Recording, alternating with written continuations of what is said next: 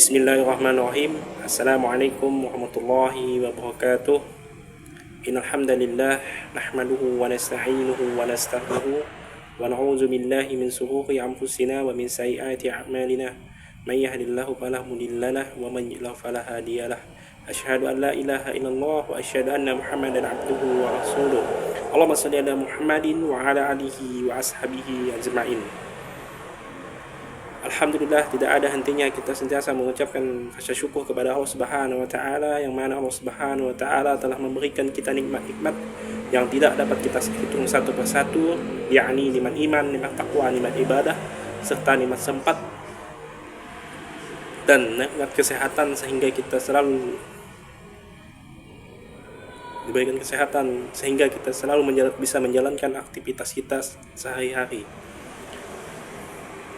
Dan tidak lupa serta salawat dan salam atas junjungan baginda Nabi Muhammad SAW sebagai penyampaian risalah, menyampaikan amanah kepada seluruh umat sehingga kita mendapat pedoman dan petunjuk hidup berupa Al-Quran dan hadis-hadis beliau. Alhamdulillah, pada hari ini saya di sini akan menyampaikan sebuah materi yang berjudul perspektif pembangunan dan kebijaksanaan.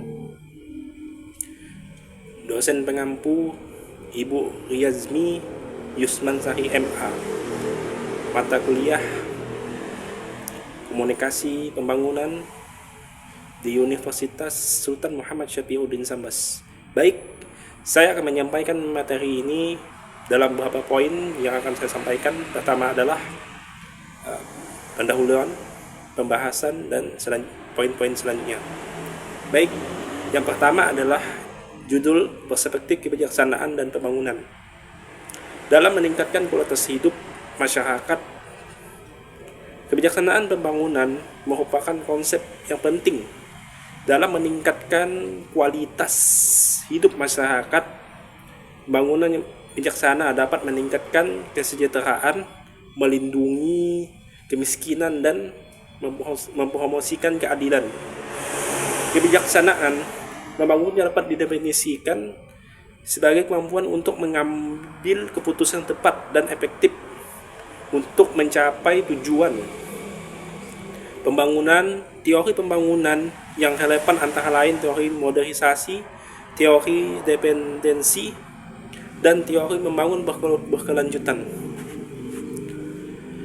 Kebijaksanaan pembangunan memiliki dampak positif pada masyarakat dan pengelolaan lingkungan hidup. Namun masih ada tantangan yang harus dihadapi seperti korupsi, kemiskinan, dan ketimpangan.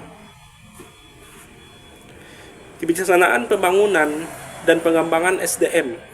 Pembangunan yang bijaksana harus memprioritaskan pengembangan SDM melalui pendidikan, pelatihan, dan peningkatan kesehatan. Kebijaksanaan pembangunan dan pemberdayaan masyarakat.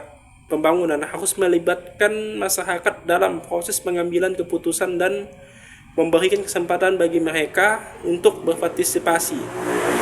Kebijaksanaan pembangunan dan lingkungan hidup. Pembangunan harus mempertimbangkan dampak lingkungan dan mempromosikan pengolahan sumber daya alam yang berkelanjutan.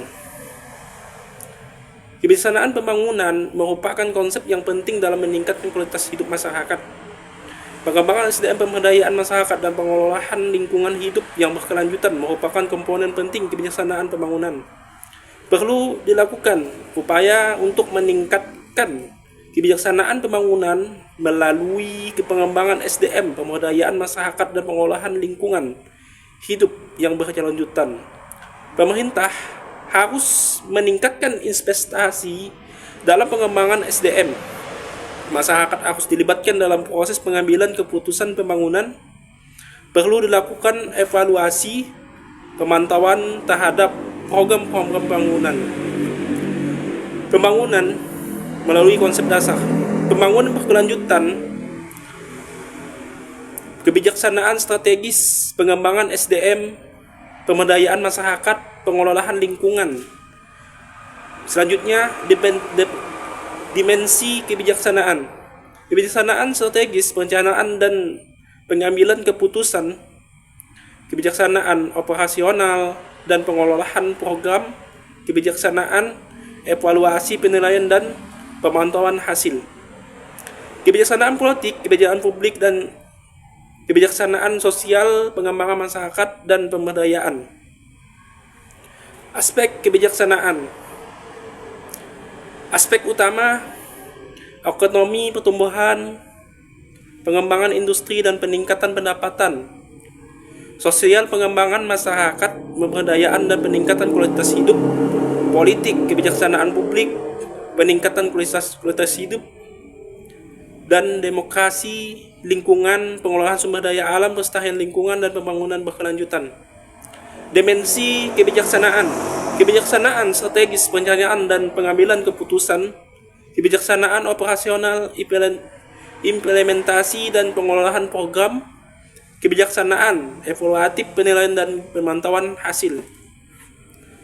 Dimensi selanjutnya, tujuan meningkatkan kualitas hidup masyarakat, mengurangi kemiskinan dan ketimpangan, meningkatkan kesempatan kerja dan pendidikan, mengembangkan infrastruktur dan teknologi, mempromosikan keadilan sosial dan lingkungan. Karakteristik berkelanjutan, berbasis masyarakat, berorientasi hasil, transparan dan akuntabel, fleksibel dan adaptif. Manfaat pertama, meningkatkan efisiensi dan efektivitas pembangunan.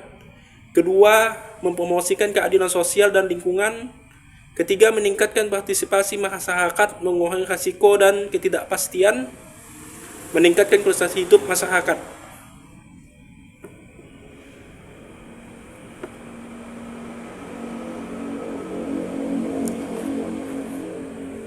Baik, kesimpulannya, kebijaksanaan pembangunan merupakan konsep yang penting dalam meningkatkan kualitas hidup masyarakat, pengembangan SDM, pemberdayaan masyarakat, dan pengelolaan lingkungan hidup yang berkelanjutan merupakan komponen penting. Kebijaksanaan pembangunan perlu dilakukan upaya untuk meningkatkan kebijaksanaan pembangunan melalui pengembangan SDM, pemberdayaan masyarakat, dan pengelolaan lingkungan hidup yang berkelanjutan. Pemerintah harus meningkatkan investasi dalam pengembangan SDM. Masyarakat harus dilibatkan dalam proses pengambilan keputusan pembangunan.